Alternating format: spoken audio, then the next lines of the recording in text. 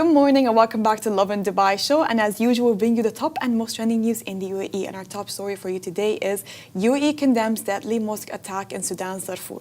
And UAE public schools are dedicating time for Dhuhr prayer in congregation. And a 22-year-old missing in Sharjah found safe in Dubai after 12 hours. And people are speculating that Shafiq and Noor are together. And today's rapid weather report, it's mostly sunny with temperatures ranging from 31 to 37 Celsius. Before we get into our stories, I read a post that in some countries that specify some parts of the US, Claire is closing because of bankruptcy. Claire's. Oh, I love that place. I still so remember going in there and seeing all the pretty jewelry and just thinking, oh my God, they're so overpriced, but I want everything in there. It was like a childhood teenage dream. It was our Sephora. It was our Sephora. When we were preteens, like 12 to 13, 11 to 13, 14. Except it was age appropriate. It was super age appropriate, but now those kids are switching to actual Sephora. They don't have that phase where they go from, you know, when they're too young for toys. So they go into the Claire's section where it's like for preteens. Yes. And before transitioning to actual, like proper adult makeup. But Claire's, I know. my childhood. It's closing down. It might be closing. So this post was talking about how the reason why they're facing bankruptcy is because a lot of preteens are actually more interested in Sephora. And they're filling up the stores of Sephora instead of transitioning between those two phases. Honestly, that is 100% true. I can confirm this. On what day was it? I think it was Saturday. No, Friday. I went to Dubai Mall on Friday. Big mistake, don't do that. But I went there just to quickly buy something from Sephora. I know, it's like, yeah. But I really needed to buy something from Sephora, so I went in and just the amount of little girls that I saw there, and they were all talking about, oh, bronzing drops this and moisturizer that. And I'm like, that's not what I was using when I was your age. We were not. We were using Claire's type of makeup. It felt like it was for kids, you know, like those pop of color, you know, eyeshadows. It was pink and neon and stuff. And they had like cute accessories too. And we had the friendship bracelets, you know. Oh my God, yes. Those magnetic ones, so I have the necklace, BFF. Oh my God, yes, that's so true. I had those as well growing up. The BFF. But you know, they cause a lot of problems, this BFF bracelets, you know. Really? If you were a trio and you had one bracelet, No, I only had one. And you had to hide it from people, you know. Like, oh gosh. We will not disclose that we got a friendship bracelet to other people. It was fun back then. Yeah, it was. It was so fun. But now they're exchanging bronzing drops from Drunk Elephant. You know what? I think they have to live. They have to go through Claire's. Yeah, Live a little, you know. Live your age. Yeah, I don't know how to explain it, but like, you'll live spend your the rest age. of your life being in Sephora, but like Claire's is just a phase of 2 years and you'll get over it. Now we're in that Sephora phase, me and you. Yeah, but we're in the Sephora phase. Oh yeah. But Claire's is closing, but they will reopen because a different company acquired them. Oh. And it will be disclosed maybe sometime soon, but I think this nostalgic Claire's, we'll no longer have it. Anyways, let's move on to our first story of the day. The UAE condemns deadly mosque attack in Sudan's Darfur. The UAE has strongly condemned a drone strike that targeted a mosque in Fasher city in Sudan's Darfur region, killing more than 70 people. The attack was carried out by paramilitary rapid support forces, which has led siege to the area since May. In a statement, the Ministry of Foreign Affairs said the attack was a clear violation of international humanitarian law and reaffirmed the UAE's commitment to supporting peace efforts. The ministry also extended heartfelt condolences to the families of the victims and the people of Sudan, wishing a speedy recovery to those injured.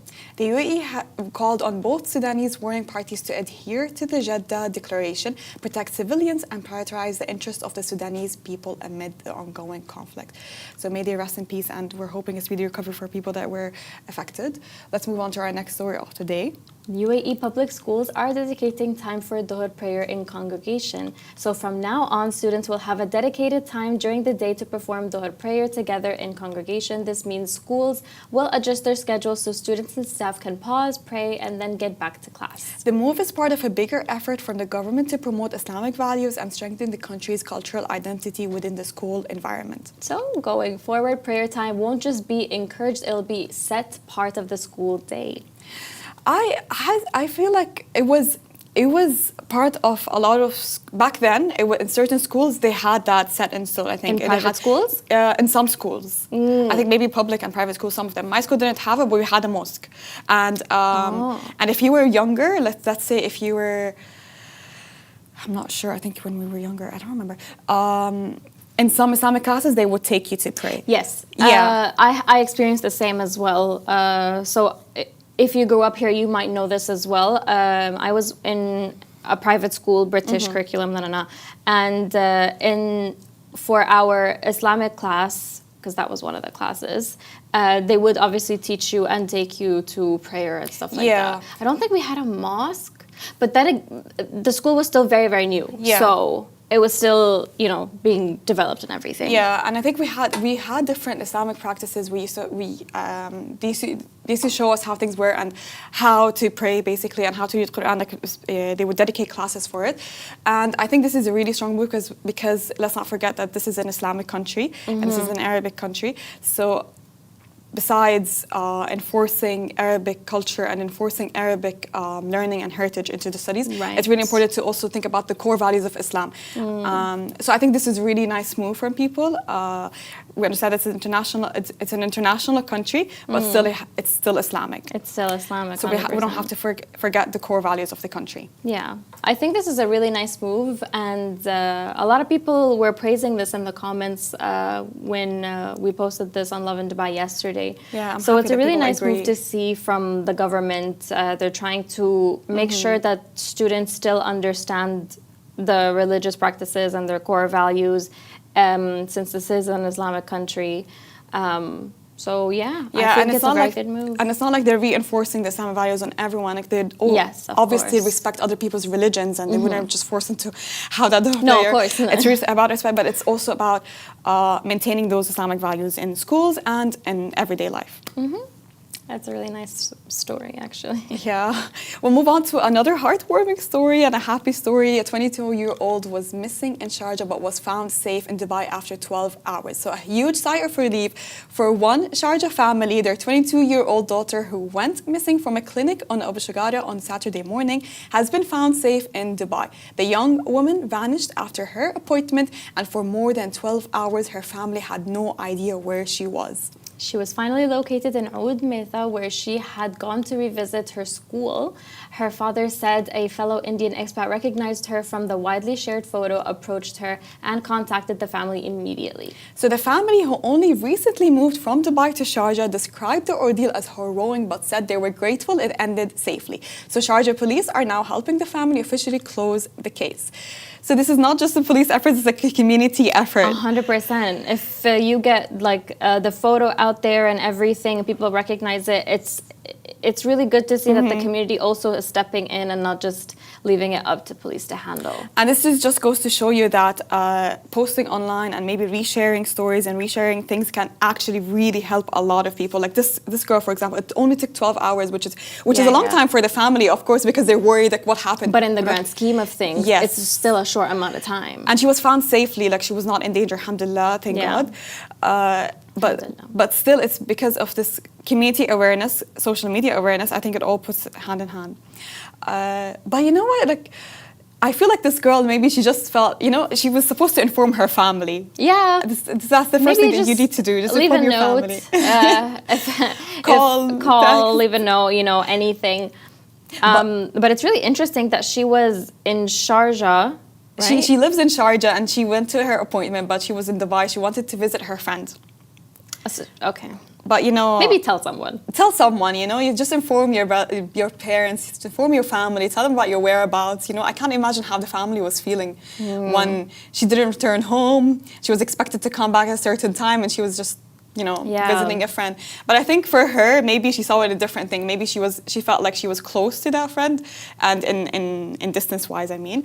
And she's like, you know what, let me just pay her a visit. Right. And maybe she had that longing, like to go somewhere even though you're after your appointment. Yeah. But what is that place that you will always go to, like regardless? I don't know, but I really like to visit where I used to live in Dubai, even though it's like a really, how do I say? Where you used to live in Dubai? Yeah. Where?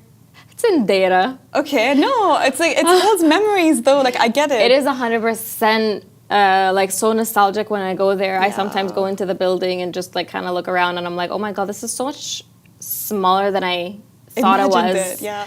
Because I used to go like, oh my God, this building's so big. And then I look at it now and I'm like, oh, it's not. When we were younger, we used to see things like in a different, I don't know why, different sizes. Like everything was so big for us, you know. But like, because we grew up here and we saw this evolving change and everything. Oh my God, yeah. Back then, the hub and the place to be was there. Yeah. And that area. Their city center and the restaurants. Yes, oh my God. It was there at Oud Metha. It was a place to be with the hotels. We were constantly in their city center. Yeah. Now, it's not my go-to place anymore. It changed. But it's still nostalgic, you know? It's still nostalgic to go and see what it's like and kind of imagine how it used to look versus, right now. Yeah, but like, you know what? And Sharjah was my favorite mall, but like now it changed. But I used to love it so much. I used to love going shopping there. It had a lot of stores. Yeah, and like, so good. Oh my God, they had this place in Dhuhr city center where it's like a pop-up, okay, for kids. Okay, it was like where you can braid your hair with pink strands. Really? What was it called? What was that called? I don't remember. Oh God, like they'll give you this machine where it automatically braids your hair, but it adds like strands of pink and threads. Yeah, pink threads, purple threads, green threads, whatever your choice was. Oh my God, I don't remember that. I remember Dhuhr City Center had an IKEA. That's what I remember. And every time I would see it, I'd go like, Mom, I'm hungry. I want a sausage. You know what? It's underrated. I swear to God, IKEA food is underrated. It's I know. Their hot dogs were my favorite thing ever. Even their mashed potatoes. They have mashed potatoes. Okay. Anyways. Last story of the day, which has been getting a lot of media attention lately. It's all over our For You pages. Yeah, people are speculating that Shafi and Noor are together. So people online are starting to speculate that the two couple might actually be together. The Love Island Habibi contestants actually... what did I say? The Love is Blind Habibi contestants actually detested each other during filming and had a few choice words to say about each other during the reunion. But here's why people are talking now. It all kicked off when Shafiq posted a photo holding a woman's hand on his stories. Now, internet detectives were quick to notice the bracelet and outfit matched what Noor was wearing the same day since she also posted a story. Then Noor posted an ad, and that's what's new, basically. And in the frame, you can spot a man. Fans are convinced that that man is Shafi because the tattoos are almost identical. So far, neither of them has confirmed anything, but the posts have definitely set off the rumors. We were talking about it last Friday, and we were saying that there are a lot of speculation. They're just rumors, but later, like a day after, that's the update, basically. They had the ad, and the man that was sitting right in front of her in the ad, because they had to, it's just a skit that you wear on a date, basically. Yeah. It was the same tattoos as Shafiq.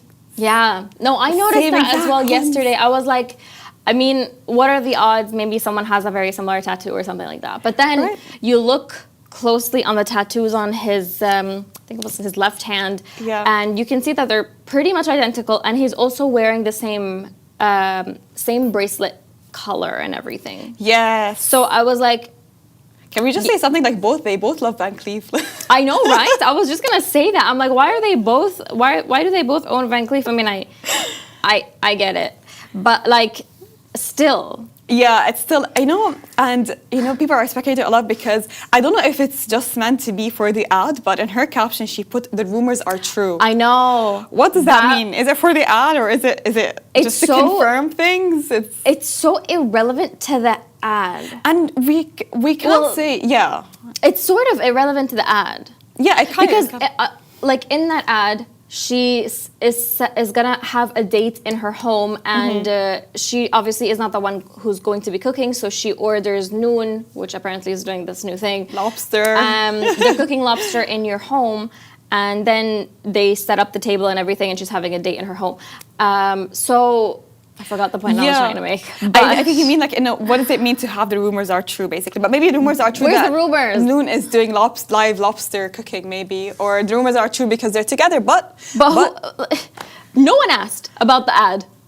But maybe they're not actually. Yeah, everyone's just looking at their hand and stuff. Oh yeah. But maybe they're just friends. Maybe they made amends. They decided to be on good terms. Maybe they're good together. I don't know. I don't know what to say about the situation, but I've seen a lot of people that are frustrated, they're pissed, they're annoyed. But at the same time, I feel like maybe because you expected something else, a different reaction from a certain person. We never know what happened between them. Maybe Shafiq did apologize. Maybe they did make amends. We don't know what happened. They still didn't confirm anything. They didn't come out to say anything. And when she was asked, she said she won't disclose anything by a certain media page. But I feel people online, everyone is getting too attached to those figures and celebrities and people that are talking about empowerment for both men and women. Yeah. Okay, you get too attached to them, you start following what they preach, and then when they go against what you believe their values were or your values are, you become too attached, you become so defensive, you start attacking them. But the point is that it starts with you. Don't put all your beliefs on and basically adhere to what those people are saying and follow their footsteps. You don't know what's going on behind the scenes. Sure, we saw that Shafiq was with Dunya. Yeah. And people are, they were really trying to root for this couple, kind of. But a lot of people were trying to root for this couple, and now that they see that, they separated and now he's potentially dating Noor, people are a little bit triggered. But I'm like, don't we all have that one friend in real life who makes rash decisions and stuff like that, and dates the wrong guy or something like that? Yeah. Do you judge them the same way that you're judging these celebs? Probably not. Yeah, true. You're so right, by the way. You try to give them advice, but khalas, you respect their decision. And this is what I've been saying, because we've seen a lot of different content creators, and this past year, that been what people would like to say they've been exposed. But at the same time, we never know if it was just a publicity thing. It's a PR thing. Maybe some people are saying that as well. Yeah, some people are speculating that this is a publicity stunt. Yeah. Who knows? Maybe it's for the ad. Maybe it means more. Maybe it's about to grow your own business. Maybe it's to grow your own self. Maybe to get more followers. Maybe to get more views. Maybe it's about getting more likes. And this is what I'm trying to say, is that do not just blindly follow people's values and rules and how they go on about their lives, because we never know if it's legit or not legit. Just have your own thoughts and own values and own beliefs and own outlook in life and own perspective on how you go on about things. Because if you start following people, when they do something that, God forbid, is wrong to you, you start attacking them. You start getting so defensive. You started making videos about them. You start canceling them. Which, would you do that to the friend that we were talking about earlier? Probably not. Probably not. So cut themselves back. We'll wait until they confirm what's happening. Maybe they're just friends. Yeah, we'll see. We'll see. On that note, we love to give advice on this Lovin Dubai show and very early in the morning. Yeah. But Farah Makhlouf, thank you so much for joining me today. And this brings us to the end of the Lovin Dubai show. We go live at 8:30 every weekday. So come say hi. Bye-bye. Bye.